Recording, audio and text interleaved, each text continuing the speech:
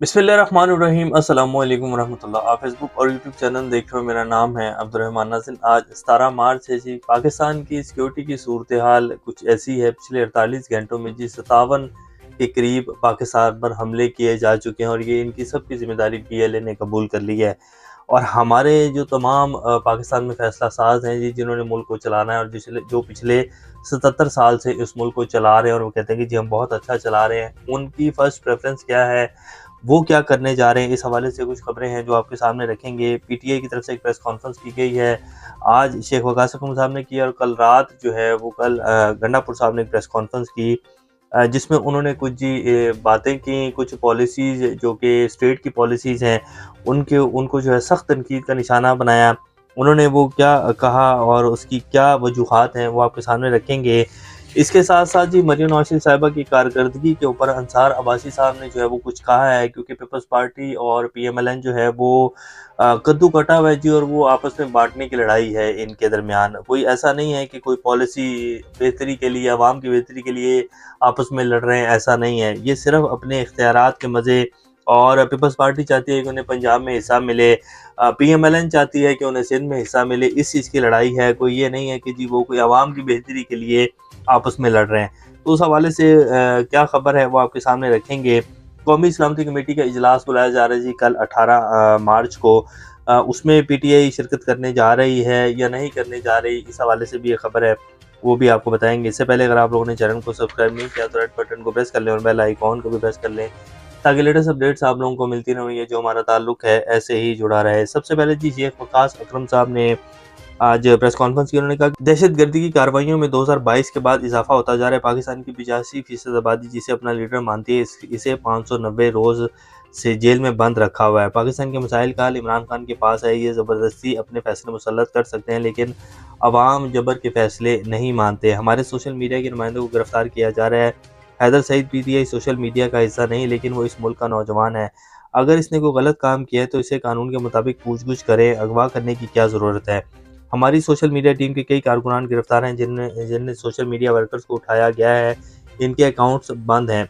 इंसदाद दहशतगर्दी ऑपरेशन को अवामी हमायत हासिल नहीं तो PTI भी इसकी हमायत नहीं करेगी। कौम जब इकट्ठी होकर अदारों के पीछे खड़ी होती है तो दुश्मन के खिलाफ ज़्यादा एतमाद से लड़ा जाता है। ये जाली हुकूमत है, ये मुल्क किसी को बर्बाद करने की इजाज़त नहीं देंगे।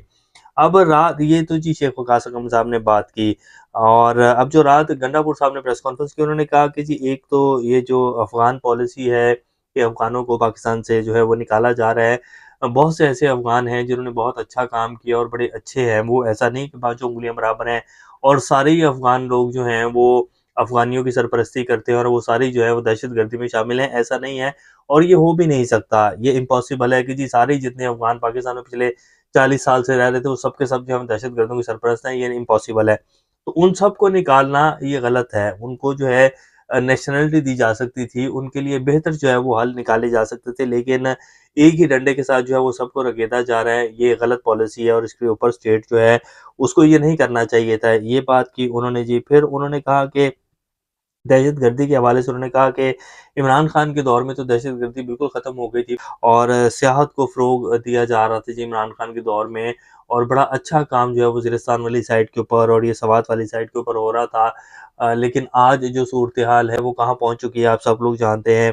फिर उन्होंने कहा, फिर वो जो एक एक्टर हैं या एक राइटर हैं, जिन्होंने वो एक अहद-ए-वफ़ा ड्रामे का ज़िक्र किया, फिर उन्होंने उसका भी अपनी तकरीर उसमें प्रेस कॉन्फ्रेंस में एक ज़िक्र किया कि जी वो ड्रामे बनाए जाते हैं कि जी एक फ़ौजी है, एक जर्नलिस्ट है, और वो जो सारा एक पिछले कुछ दिनों से एक सोशल मीडिया के ऊपर जी बड़ा वो चल रहा है, कि जी इस तरह के जो है वो IS पे ड्रामे बनाते हैं कि जी स्पेशल जो है वो फ़ौज को जो है वो अच्छा दिखाया जाता है। तो उसके ऊपर भी उन्होंने बात की कि इस तरह के नैरेटिव बनाने से और ये इस तरह बयानियाँ बनाने से तो इमेज जो है वो अच्छा नहीं होता है। काम करके दिखाना पड़ेगा, पाकिस्तानी अवाम को अब कुछ नज़र आएगा तो वो जो है अदारों के साथ खड़ी होगी, और जिस तरह की सूरत-ए-हाल इस टाइम बनी हुई है मुल्क की, जितनी दहशतगर्दी है, जितनी बेरोज़गारी है, अभी आज मैं जो है वो एक रिपोर्ट देख रहा था कि पाकिस्तान दुनिया का वाहिद मुल्क बन गया है जिसका नौजवान जो है वो मायूस है। यानी कि दुनिया में कोई भी ऐसा मुल्क नहीं है जिसका नौजवान इतना मायूस हो कि वो अपने मुल्क को छोड़कर जो है इतनी बड़ी तादाद में बाहर जा रहा हो। ये पाकिस्तान दुनिया का वाहिद मुल्क बन गया जी, ये भी एक रिपोर्ट है। इसी तरह एक और रिपोर्ट जिसमें ये बताया गया कि जी पाकिस्तान दुनिया का आलूदा तरीन मुल्क बन गया है। दुनिया में कोई मुल्क ऐसा नहीं है जो कि पाकिस्तान की तरह आलूदा हो। तो यहाँ कह रहे हैं कि जी बस पाकिस्तान जो है वो तरक्की की राह पर गामज़न हो गया है, पाकिस्तान में जो है वो दूध की नहरें बहने वाली हैं। तो ये जी इस टाइम जो है वो पीटीआई का कुछ नैरेटिव है, लेकिन बात ये है कि पीटीआई को जिस तरह फ्रंट फुट के ऊपर आकर ऑपोजिशन करनी चाहिए, जिस तरह इमरान खान जो है वो पीटीआई को लेकर चलते थे और जिस तरह इमरान खान एक सख्त किस्म का नैरेटिव जो है वो लेकर आगे बढ़ते थे, वो उस चीज़ की बहुत कमी है जी पीटीआई में। और जो इस टाइम की पीटीआई की क़यादत है, जिस तरह इस टाइम पीटीआई चल रही है, जिस तरह बैरिस्टर गौहर खान और बाकी तमाम तर क़यादत या पंजाब के जो जितने भी अरकान असम्बली हैं या पंजाब असम्बली के जो अपोजिशन लीडर है, वो जो कुछ कर रहे हैं, वो एक आधी प्रेस कॉन्फ्रेंस कर देते हैं। इमरान खान साहब ने बुलाना था, तो उन्होंने प्रेस कॉन्फ्रेंस दाग दी, उनसे मिलने से पहले वो तो एक ये हो गया कि उनको मिलने ही नहीं दिया गया, तो उनकी जान बच गई। तो ये जिस तरह गुडी-गुडी सब कुछ चल रहा है ना जी, इस तरह तो पीटीआई के लिए कुछ इस निज़ाम से जो है कोई जगह नहीं निकलती नज़र आ रही, क्योंकि ये इनकी जो हरकतें हैं जिस तरह ये कर रहे हैं, उस तरह तो बड़ी मुश्किल सी बात है। अब आ जाते हैं कि जी जो इस टाइम फिर पीटीआई के सोशल मीडिया के हवाले से जी खबरें चल रही हैं। असदुल साहब ने भी कहा कि जी पीटीआई को ये कहा जा रहा है कि आप जो है अपना ये जो आपका सोशल मीडिया है इसको सरेंडर करें और ये जो इस पर एक सख्त किस्म का नैरेटिव है इसको थोड़ा टोन डाउन करें। तो पीटीआई क्या इसके ऊपर राज़ी हो जाएगी? तो क्या सिर्फ़ पीटीआई को सोशल मीडिया जो है जी वो इतना बड़ा नैरेटिव और इतनी बड़ी तहरीक को लेकर चल रहा है, ये इम्पॉसिबल है, ऐसा नहीं हो सकता। पीटीआई के कितने अकाउंट होंगे? 100, 200, 1000, 1500, 2000 अकाउंट होंगे। इससे ज़्यादा अकाउंट्स को मैनेज करना इम्पॉसिबल है। 2000, 10,000 अकाउंट्स होंगे जी पीटीआई के, चलें आप लगा लें। फिर भी एक इतना बड़ा नैरेटिव बनाना, एक तहरीक बन जाना पीटीआई के सोशल मीडिया के ऊपर, जिस तरह पाकिस्तान का हर नौजवान जो है वो सवाल पूछ रहा है, ये इम्पॉसिबल है, ऐसे नहीं हो सकता। जैसे वो नजम सेठी साहब ने भी कहा ना कि ये एक जो है वो सोशल मीडिया नहीं, ये एक तहरीक बन चुकी है जी। पाकिस्तान का नौजवान अब तंग आ चुका है, डिग्रियाँ लेके फिर रहा है और अब से नहीं पिछले कई सालों से जी पाकिस्तान का नौजवान जो है वो डिग्रियाँ लेके बाहर धक्के खाता फिर रहा है, उसको यहाँ कुछ भी नहीं मिल रहा है। यहाँ इवन कि अब जो इंटरनेट की सूरत-हाल इन्होंने पिछले 3 साल में बनाई है, तो अब कितनी की देर आप बेवकूफ़ बना सकेंगे? तो अब सोशल मीडिया का दौर है जी, अब आप ये कहें कि जी अवाम जो है वो सवाल ना पूछे, ये नहीं हो सकता। तो ये भूल है आप लोगों की कि जी पीटीआई जो है वो अपने सोशल मीडिया से अदारों की जो है वो बखियाँ उधेड़ रही है। नहीं, ये पाकिस्तान का नौजवान है, ये असल रियासत है पाकिस्तान की जी जो सवाल कर रही है और इन सवालों के जवाब तो अब देने पड़ेंगे, इनसे जान नहीं छूटेगी आप लोगों की। अब आ जाते हैं जी सिक्योरिटी की सूरत-हाल जो है वो आप सब लोग जानते हैं कि पिछले 48 घंटों में तकरीबन कोई 57 के करीब जो है वो पाकिस्तान में हमले हुए हैं। और हाँ, इधर जो ज़्यादा फ़ोकस है हमारा यहाँ के कर्ता-धर्ता जो भी हैं जी, जो मुल्क को चलाने वाले हैं, वो क्या कर रहे हैं, पीटीआई के सोशल मीडिया के कारकुनान जो हैं उनको उठा रहे हैं, या जो भी कोई स्टेट की पॉलिसी के ऊपर सवाल उठा रहा है जी सोशल मीडिया के ऊपर, या जाफ़र एक्सप्रेस का जो ये सारा वाक़या हुआ, उसके ऊपर अगर किसी ने कोई सख्त सवाल कर दिया है तो जी उन लोगों को उठाया जा रहा है। तो ये जी इस मुल्क को चलाने वालों की तरजीहात हैं। बाकी आप लोग खुद बेहतर समझते हैं कि कितना जो है ये सिक्योरिटी के मामलात जो हैं वो हमारे हल होंगे, उनमें बेहतरी आएगी। अगर हम लोग वाक़ई सीरियस हो ना जी इस जंग को ख़त्म करने में, ये जो पिछली कई दिहाइयों से कम 2 दिहाइयों से तो हम लोग यही कहे जा रहे हैं कि जी हम नाज़ुक मोड़ से गुज़र रहे हैं। तो अगर हम लोग सीरियस होते इस नाज़ुक मोड़ से आगे जाने के लिए, तो ये हालात बहुत बेहतर होते।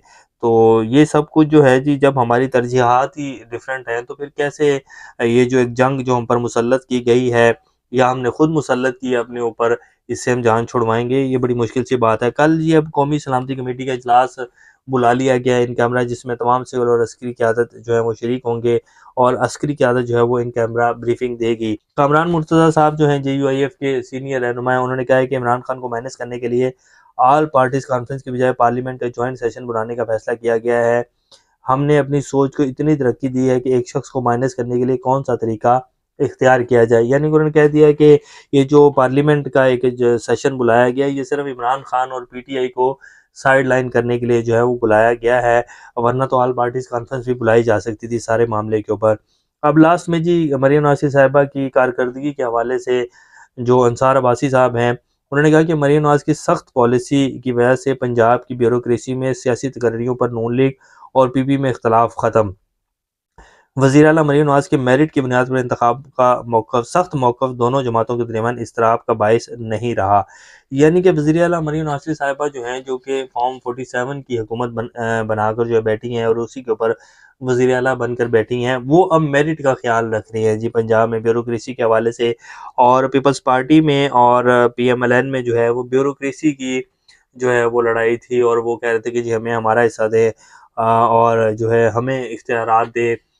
तो ये जी वो कह रहे हैं कि जी ये मामला हल हो गया है और अब दोनों जो है वो मिल बैठ कर खाएँगे। अगर पंजाब में पीपल्स पार्टी को जो है वो कुछ मिलेगा तो उतना हिस्सा जो है वो सिंध में पीएमएलएन को दिया जाएगा। तो यानी कि कद्दू कट गया है तो अब मिल बैठ कर खाएँगे, अब लड़ाई-झड़ाई नहीं करेंगे। तो ये जी इस टाइम की कुछ ताज़ा तरीन सूरत-ए-हाल है। इंशाल्लाह नेक्स्ट अपडेट से दोबारा आपके सामने हाज़िर होंगे, तब तक अपना और अपने का ख्याल रखिएगा। अल्लाह हाफ़िज़।